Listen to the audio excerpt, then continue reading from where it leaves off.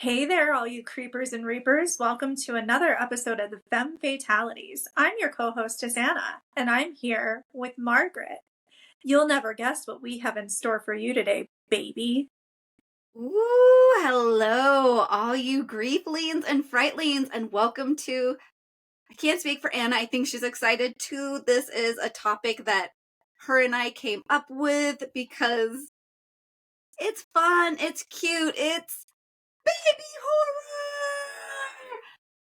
What is baby horror? Baby horror is either movies intended to introduce younger audiences to the horror genre, or you're going to find out here in a minute from me and Anna, movies that just introduced us to the horror genre that either were meant to be scary or just terrified us anyways. Anna? Definitely.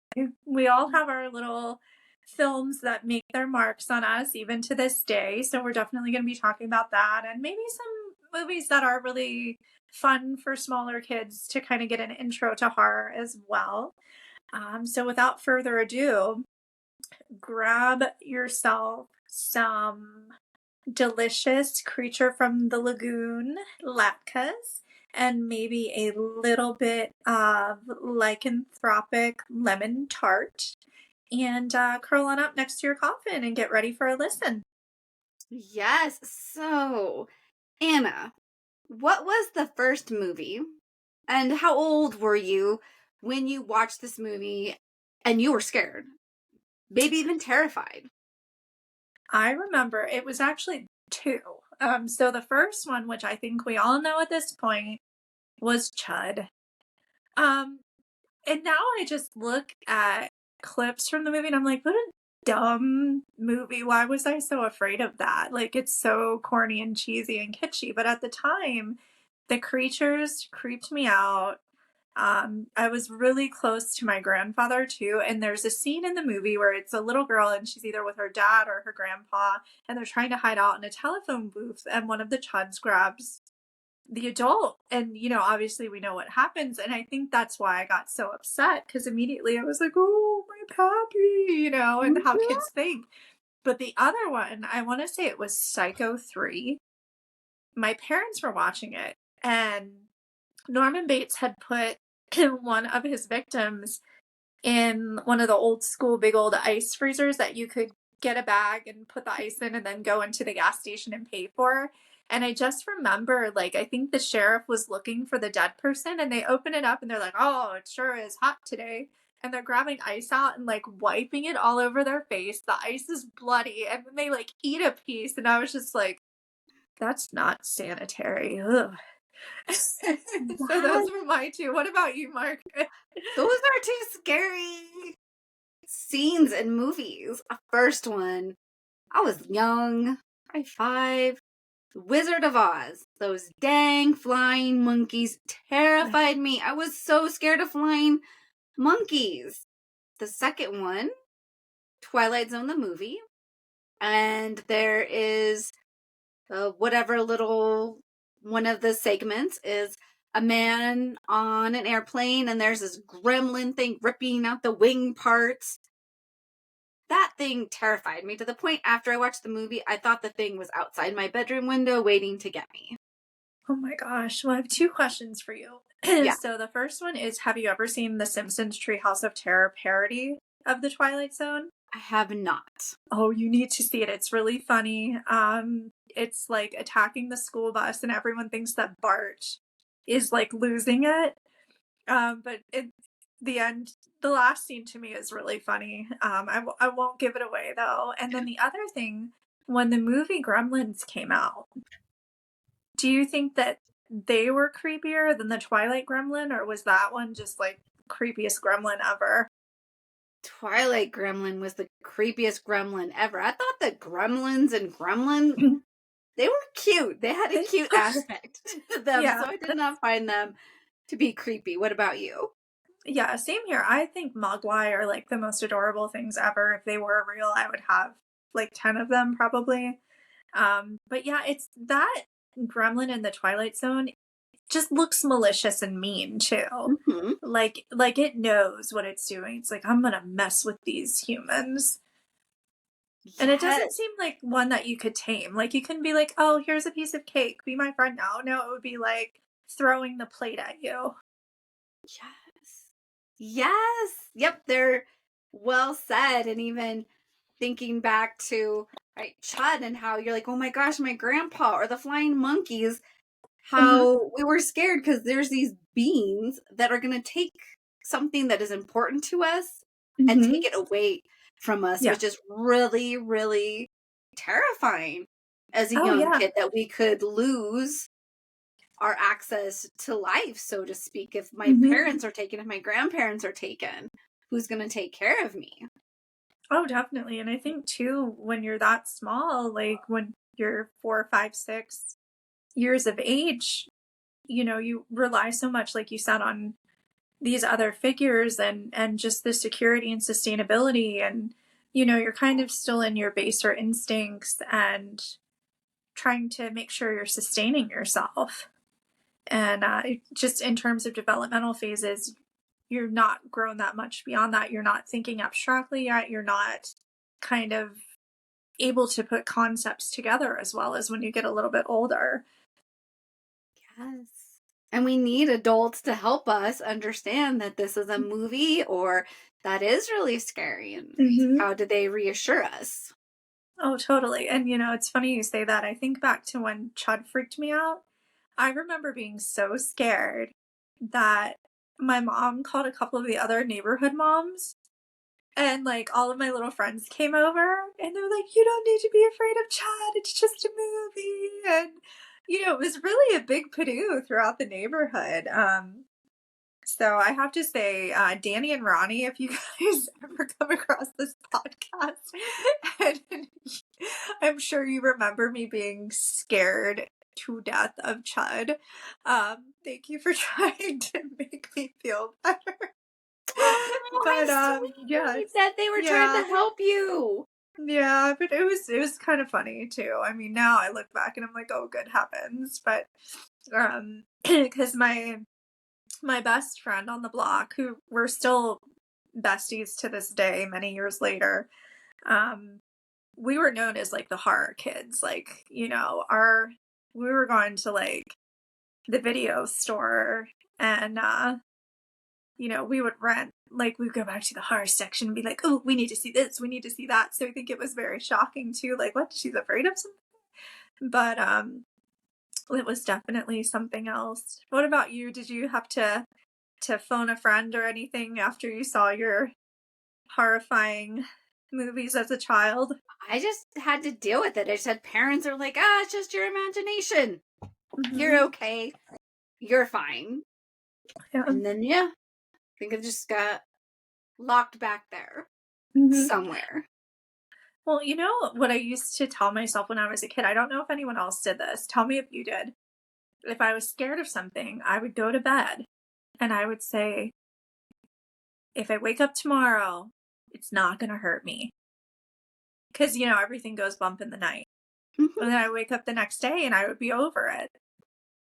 I love that. So my mom would have us, if we were scared, hide under our blankets. And Mhm. then the idea was that nothing could hurt us if we were under our blankets. So I can remember being a kid and getting underneath my blanket and just saying, I'm safe. I'm safe with my kiddo. I watched horror movies with her and she tells the story much better than I do. She was scared. I think we were watching Rose Red and she was scared. Mhm. And I said, well, that's somebody's job to scare you. So what are they doing? And she will say her little brain glitched a little bit as it was like trying to take in this new information. And that Mhm. from then on, when she watched horror movies, her brain goes to how is somebody making this happen? So then it's not Yeah. scary for her because she sees it functionally. So that's, yeah, two different ways coming at horror to soften the blow. That said, are there still movies, or since we're talking about baby horror in the baby horror genre, that still kind of get to you that you're just like, that's still, I can't tell myself not to be scared because it could still be there in the morning, or Mhm. Um, that's a good question. Well, I think broadly speaking, I don't, and we've talked about this many times. I'm not a huge lover of films where animals or babies or small children are graphically hurt. It just does not, it doesn't do it for me. And if you can stand those types of movies or that's okay in your filmography, like that's fine too. Everyone has things that they just don't like. And I just, I don't know. I guess for me it's like the whole like hurting the innocent. Yeah, Mm-hmm. teenagers in the woods acting like fools, man, kill them. They deserve it, right? That's a big Mm-hmm. storyline. But I don't really have, I would say I have a couple movies from my childhood that really made me angry, that still make me angry, but nothing that scared me to the point where like if like I walk by a poster, I lose my mind or something. It's Mm-hmm. more of, aside from things I'm superstitious about, which is a totally different topic. And for a lot of people, including myself, our superstitions are very real. And there Yeah. are reasons that we hold them. But I don't know, just like I think the movie The Thing probably, and the reason for that is the dog scene, Mm-hmm. right? And I remember getting upset and telling my parents. I was little. I probably was like 3 or 4. I think it had come on TV for the first time and it was a big deal. And I was just like, I was crying. I was like, I don't like it hurting the dog. I know I know it Mm-hmm. has to live too, but it shouldn't hurt dogs. And Yes. instead of my parents like just being like, "Oh, it's a movie, it's fine." They were like, "You know what? You're absolutely right, and you can feel that way because no one should hurt animals," and Mm-hmm. um just kind of validating my feelings, but also saying like this is pretend. And of course, like Kurt Douglas, not Kurt Douglas, um Goldie Hawn's husband, Yeah. Mm-hmm. I don't know why I said Kirk Douglas. It was a weird Freudian slip. But at the time, the movie Overboard was Mm-hmm. popular, and my mom's like, "He's fine. He's in the movie Overboard. We've just watched that." And I'm like, "Okay." Kurt Russell. That's who I'm Yes. thinking of. She's like, I think she was said, "Mr. Kurt is fine. He's in that movie with Goldie Hawn." I'm like, "Okay." Because when you're a child, your mind just works in different ways. And ironically enough, Overboard is still one of my favorite movies. Um, yeah, but how about you? Do you have anything that still kind of just gets ya? Ooh, great question. Especially from like that age. I'm trying to think of the movies that I'm still like, Mhm. no, can't watch, can't do. With like you, anything that hurts animals. Oh my gosh, I think not a horror movie. I will also say I believe that there are a couple generations that Mhm. have been deeply impacted by the never ending story and the death Oh, yeah. of the horse. That Mhm. tore me up. Another movie where, again, not a horror movie, Mhm. The Lion King, Yeah. when Scar kills Mufasa, and that Mhm.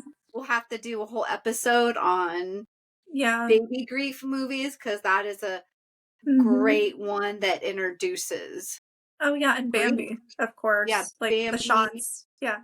Yeah. I think anyone who ever saw the movie Bambi during their childhood can hear the shots. Mine was Fox and the Hound. I saw Mhm. Yeah. Bambi, but Fox and the Hound, that as a little kid, that messed Yeah. me up for days. I was so upset about what happened to Todd the fox. Like I was just like, this is Yeah. not okay. Like this poor guy, like somebody help him. Mhm. That's how it was with Benji. Benji the Hunted. Benji's running through the woods fighting with a wolf and throws the wolf over the cliff. And which I don't really remember it, but apparently we were in the movie theater. And I was like, "Don't you do that, Benji. That's not nice to the wolf." you know, because I didn't want to see any animal hurt. But Yes. it's funny talking about like the never ending story.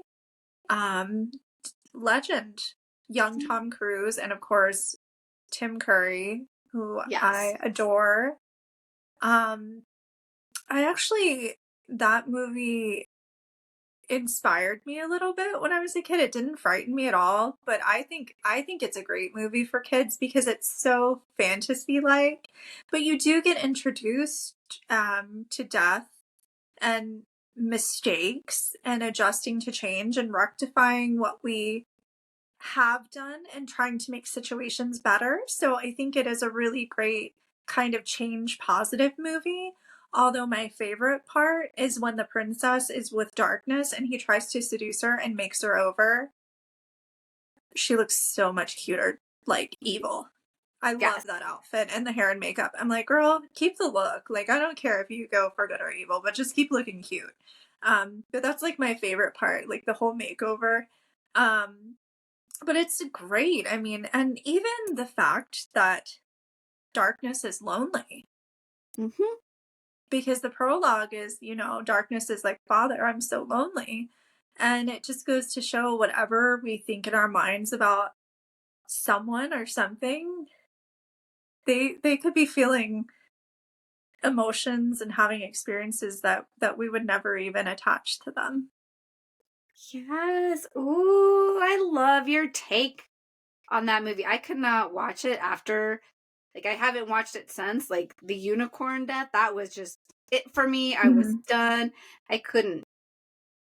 That just hurt so Yeah. much. And you touch on darkness being lonely and how our villains in our film, they've got depth. They are Mhm. lonely, they are sad, and so often darkness gets a bad rap. And Yeah. so piggybacking on that, I know I'm kind of all over the place here because I had a whole bunch of thoughts while you were speaking, so thank Yeah. you. Labyrinth. I Yeah. think that is a That's great oh my baby god. Yeah. horror movie because we've got these critters and we also Mhm. have a our bad guy who is also lonely. Mhm. Yeah.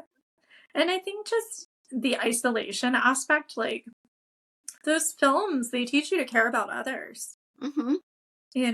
because lonesomeness can lead to all sorts of things. And, it shows the perils of feeling alone, which I really kind of respect and admire too. Yeah, both movies were two beings trying to ease Mhm. their loneliness and being misunderstood and well, Mhm. they also didn't go about it the best way to ease Yeah. their loneliness.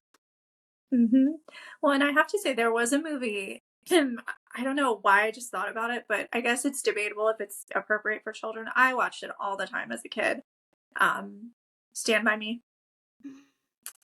I I mean, technically it is sort of hard because they come across a dead body, right? But it's really about friendship and supporting each other and bonding, and it's such a great coming of age film. And I guess maybe it's appropriate for like maybe starting at 5th or 6th grade, but I think it's great.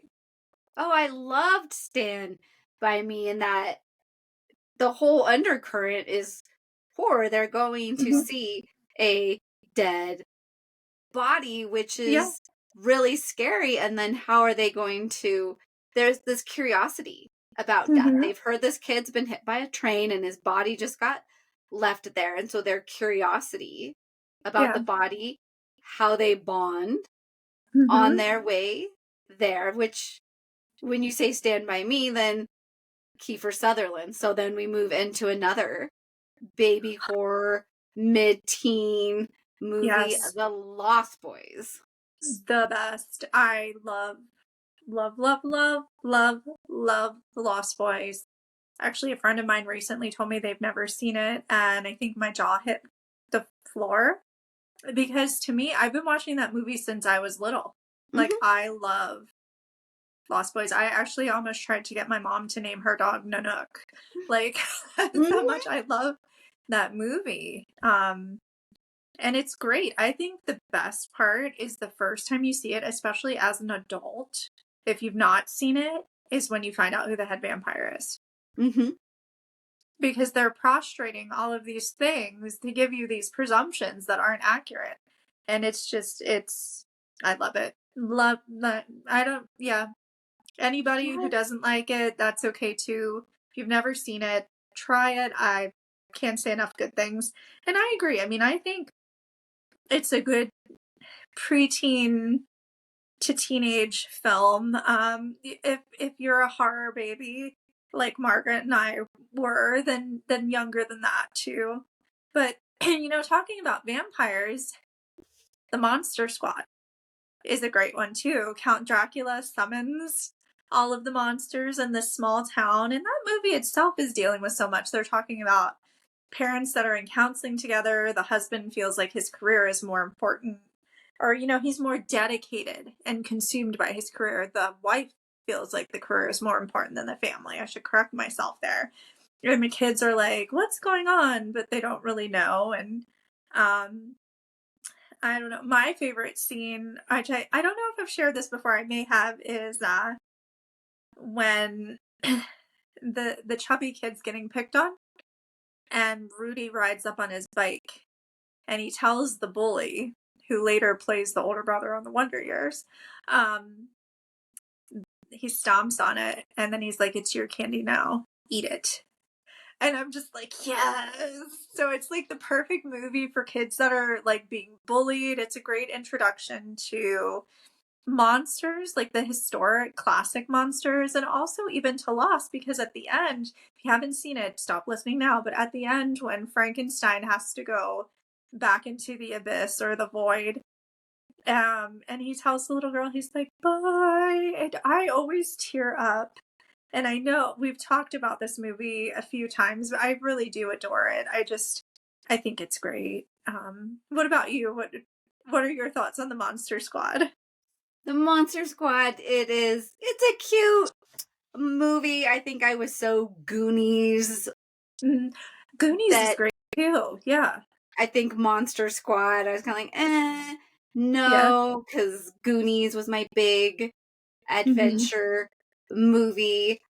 Your Monster Squad, my equivalent probably is, we're probably at the same age when you watched Monster Squad and I watched Something Wicked, This Way Comes, based on a Ray Bradbury story, which also, well, not also, it touches on all these, it's a town that has all these, touching on all the deep desires of the people in the Hmm. town and how they start to change. And that was really eye-opening. So these baby Yeah. horror films, how they touch on, right, we're Hmm. pre-adolescent and bullying, or we're going to go through some changes. Hmm. Lost Boys, same with Something Wicked, This Way Comes. The children want to be children, watching the adults start to grasp, like they Hmm. want their innocence back. Oh yeah. Well, and another Tim Curry film that I just thought of, The Worst Witch. Do you remember that? Fairuza Balk, Tim Curry, and the lady that played she was on The Facts of Life. The No, I do not remember the The lady Worst with Witch. the red hair. Oh goodness, what was she called? Mrs. Um Somebody, yeah, it right? The was main, like the yeah. head Yeah. lady. Yeah, and she was in it too. She played one of the, I think, the teachers, but I would watch it every year when it came on. Fairuza Balk plays this little witchy girl in her witchy school, and of course the other witches are kind of jerky. And Tim Curry is the grand high wizard, and he comes and he like this is just from memory. I haven't seen it for a while, but he picks her as like the one with the most promise, and then he sings like this spooky Halloween song, and it's great. I mean, I think that is a perfect kids movie. Even though like I think it's aged not as well as it could have. Teen Witch is a really good one too. Or Teen Wolf as well, Mhm. because they're not violent, they're not gory, they're cute, they're kitschy. Definitely a good intro for kids. Yes, definitely that. We've got Mrs. Garrett. those. Sorry, that's what No, she was called. Mrs. good. Garrett. Miss Garrett, that is her name. I was also thinking, like, Goosebumps is a great introduction. Caroline, based on the it's a cartoon. Oh, what is that author's name? He's a big time spooky author. It'll come to me later. I can picture him. So lots of good like movies that Mhm. just start to introduce. And I feel like horror now has become such a Yeah. popular genre that now baby horror is something Mhm. that is acceptable. It's coming out like with Goosebumps or The Bad Mhm. Witch or all these other movies that are geared towards kids and less meant to scare them. Like when you said Bad Yeah. Witch, I think of The Witches. Did you ever watch that with Angelica Yes, I love that Houston? That movie. is scary for kids. I love it as an Mhm. adult, but I'm like, God, as a kid, that these women could get together and just turn you into whatever they Oh, desired yeah. for him, a mouse. To this day, if I see someone with square toe shoes, I'm very precautious.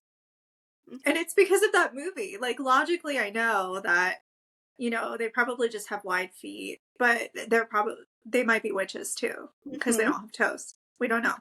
I'm not gonna ask them to remove their shoes either, but I love that movie. That was done so well. I haven't seen the remake yet, which I really need to. But I remember being in school and I think I had just seen it. One of my teachers was like, "What do you want to be when you grow up?" And I was like, "The Grand High Witch." And they were like, what?" And I'm like, Yes. "Before she takes the potion." And they're like, "Call your parents."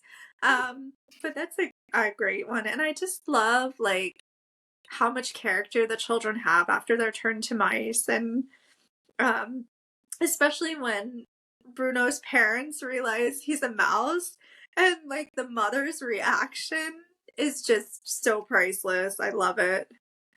Oh my Yes. Oh, gosh. yes. I love the grandma in that movie too. Yeah. Yes. He's like, Grandma, Grandma. Mhm. She's just like, that's Yeah. my little mouse boy. Oh, and of course we mustn't forget The Nightmare Before Christmas. That's Mhm. like mandatory for every child to see. Yes. So for Mhm. you, Nightmare Before Christmas, mandatory for all kids. Any other baby horrors where you're like, this is a good introduction. Mhm. Oh, well, I think even though it's hard to find now, Charlie Brown and the Great Pumpkin. I mean, once Yes. again, it really is not scary at all. It's fun, it's cute, it's a great intro. I love The Simpsons. I know I say that pretty often on the cast too, but the Treehouse of Terror, I think those are great. Yeah, it is a cartoon designed for adults, but I love the social commentary. I love that it's a cartoon, so even if it is gory, it's pretend, it's a cartoon. There's no kind of question of that. Yes. I love that. All the ways that you just have these wonderful ideas for introducing kids to Mhm. horror. And I'm listening. I'm like, yeah, I think for me as a kid, it was, yeah, the Disney movies, which had Mhm. their elements. And then the introduction of like reading. So for me, my Mhm. first probably horror was Edgar Allan Poe. I loved him in Mhm. elementary school. And so even thinking back on how as kids we are introduced through various Oh, yeah. means, film, TV, The Simpsons now for a lot of kids, books. Mhm. Oh, totally. Yeah, I mean, for me with reading, it was one summer I read like half of all of the Babysitter's Club books and also Bram Stoker's Dracula. Like that was my reading list. And Yes.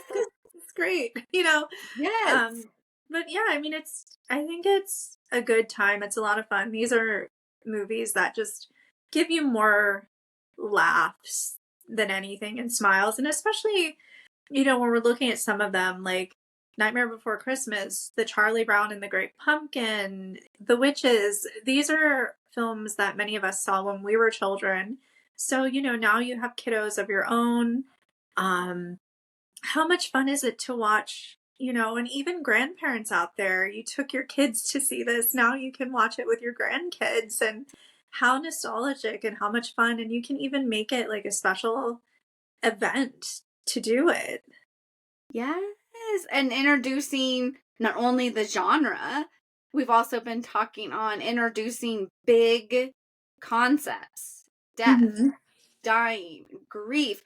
So many of these baby horror films really touch on the life transition. So the life loss, moving from prepubescent into adolescence, all these life changes that we're going through, that baby horror really gives kids a place to hold and to have that shared experience as they're witnessing the people on stage or the film going through what they are experiencing, the bullying, the being lonely and really wanting companionship. And so what does that look like? The wanting to be taken away by a fantasy world. Again, Labyrinth, that desire. Life is so hard.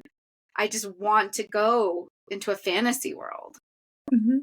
Well, and I do want to ask too, since we touched a little bit on books, I still love it. I mean, I loved scary stories to tell in the dark. I can remember being in elementary school, and as soon as the book fair hit, man, I was there with my money. Like, I need these books. I would read them end to end, like 10, 20 times over, because I just thought they were so great. I can still, anytime I meet someone named Harold, the first thing that pops in my mind is Harold up on the roof of the building, putting out the bloodied flesh for it to tan in the sun.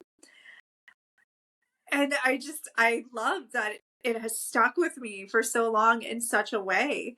But then it is kind of, some of these stories are super gory, depending on the child's imagination. Is it really something for elementary schoolers? I mean, for a child like you were, or a child like I was, heck yeah, it's for us. But,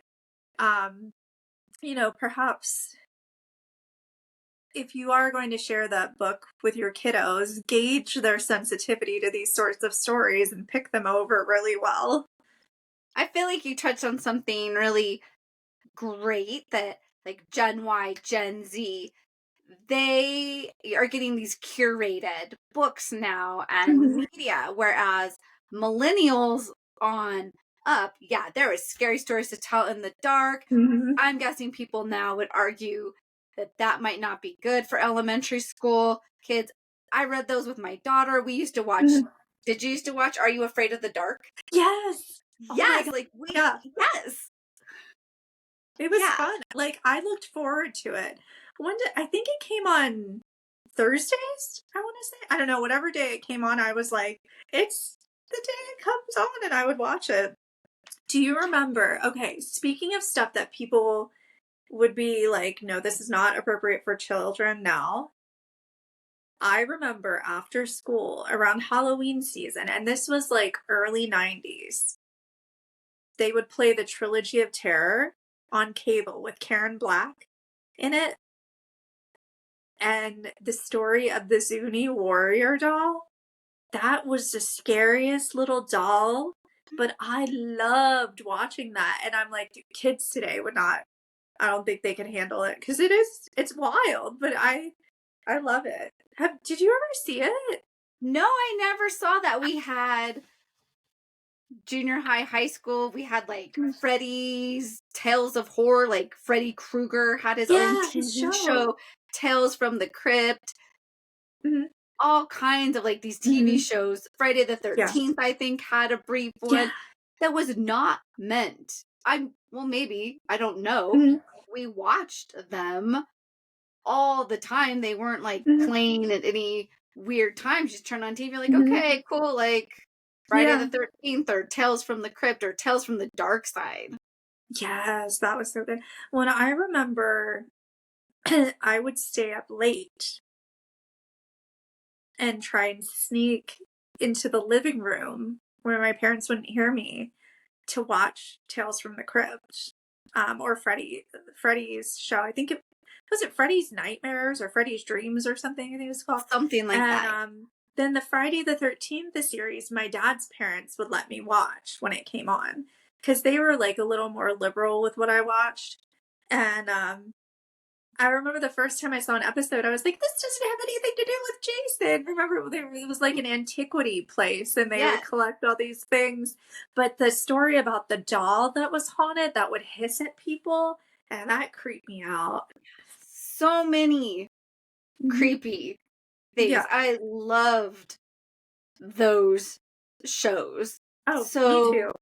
Yeah, so creepy. And they put them Mhm. on after, like, Dynasty, Knots Landing. Yeah. I remember I had a friend's mom that was into those, and I was just like, this Mhm. is talk about content Yeah. not good, not appropriate for young minds to watch. That's okay. Right? We'll put that on when they can watch it, but not other stuff Mhm. that Oh, yeah. Yeah. I can remember being a kid and, like, my grandparents would watch Father Dowling's Mysteries, and then after that, it would be, like, old repeats of The Twilight Zone, so that's, like, what we watched, and so my dad's parents watched me after school a lot when I was little, like, elementary age, and that's just, like, how we rolled, but, it's funny to think about now. Maybe that's where my whole obsession with horror started. I don't know. oh, maybe kids Yeah.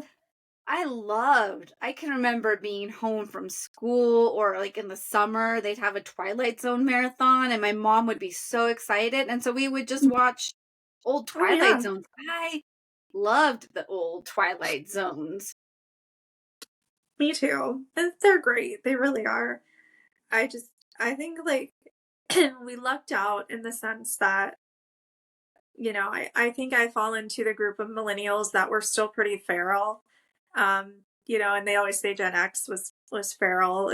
Being feral children, like, we had more freedom. We could expose ourselves to more things, and just it was a lot of fun.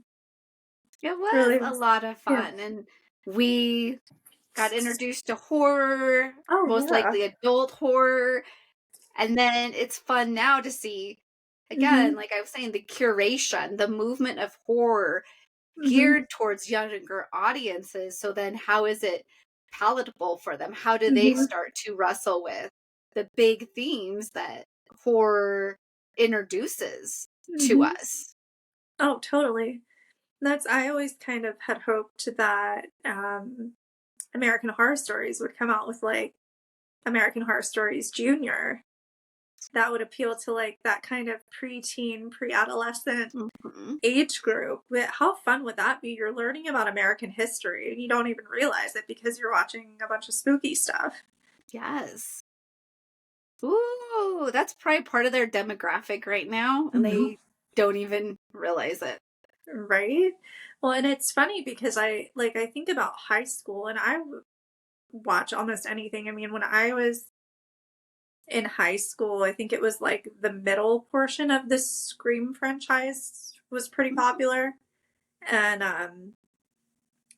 I remember being, I think, in 10th grade reading Lord of the Flies. And that scared me worse than any of those movies ever did. Oh yeah, Lord of the Flies Yeah. was so scary. I remember in high No. school, a friend and I, we watched Texas Chainsaw Massacre for the first Mhm. time. And I guess all the adults, oh my God, you can't watch it. It's so scary, so scary. I remember her and I being like, what was so scary about that? Because we're Mhm. reading things like Lord of the Flies, The Yeah. Stranger, all Oh, these yeah. deep, scary, because they had Mhm. life, so much life stuff happening that it was scary Mhm. that we watched Texas Chainsaw and we were like, what do people think is Yeah. so scary Oh, about yeah. this movie? Yeah, and that's like I remember, like, there were certain horror movies at the time where they were, like, made in the 70s or 80s, and they were, like, super, like, taboo, and somebody would get, like, a DVD copy, would go over to, like, a friend's house and watch it in the basement, and most of the time we're just like, "Okay." Because we were, like, reading these books that were so just I think maybe the use of the imagination Hmm. instead of just having that visual is what did it. I mean, like, Soylent Green, holy smokes. Like, when you discover what that secret ingredient is, it's not good. Did not have to read that one. You've never read it? No, Gosh. we had to do like Camus and oh, it Mhm, was a Russian author about two sisters that killed somebody. I can't think of what it's mhm. called. It's a really famous book, and that book was Yeah. I think I was in junior high when I had to read that, junior high English class. Oh, well, and The Crucible too, which Mhm. I remember that book, and I had done like a whole paper about the Salem trials because I told my teacher, I'm like, the horrific part is not this play. The horrific part is that this is part of American history. Like this happened. That was Uh, terrifying. As a mhm, young girl reading The Crucible, that scared me that somebody could just decide that I'm guilty and that they're mhm. going to punish me. And if I'm guilty or if I'm innocent, either way, I'm going to die. Yeah. Says a lot about women in our society, right? This is kind of an age-old problem that we've been faced with, not a new dilemma. Yeah, but I Well, have was you just seen Haxan? yeah. Hmm?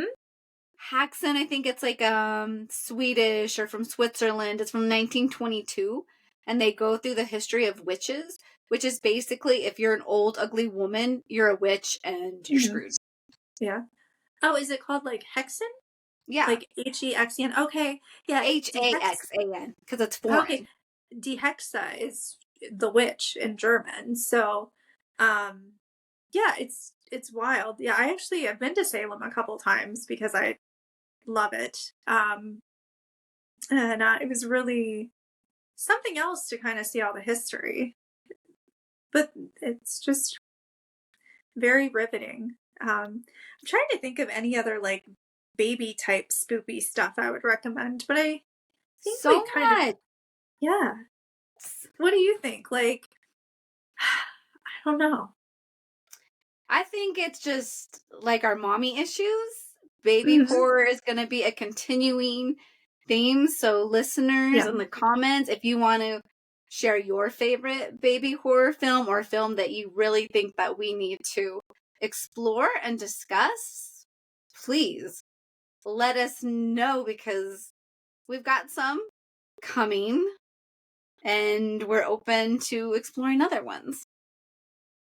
definitely. And then we don't really have a character identification question for this cast. However, Margaret, any horror movie that you saw as a kid, is there a character or something that the character said or both that stands out to you? That like you just like you continue to quote or you just think about it or you have like a favorite character? Oh my goodness, that is such a great question. And now my brain's kind of like, oh, I love the Lost Boys. Who doesn't, like you said, who doesn't love the Lost Boys? Mm-hmm. And oh my gosh, I watched that movie so many Yeah. times. Me too. Labyrinth comes Mm-hmm. to mind because the song, the baby song, I can't think of it Mm-hmm. now, and I know if I think of it, it'll be in my mind forever when somebody, oh my gosh, it's gonna drive me crazy now Oh. because it's like, what does he say? Who has? And he goes, "Who do? You do." Mm-hmm. But there's a question, so when somebody says that question, my brain just goes into that song. So sorry, everybody, my brain is drawing a blank. Anna, take it over. Well, I have to say, my one of my favorite movies, even to this day, is Nightmare on Elm Street 3, The Dream Warriors. And I mean, I love all the Nightmare movies except the remake. And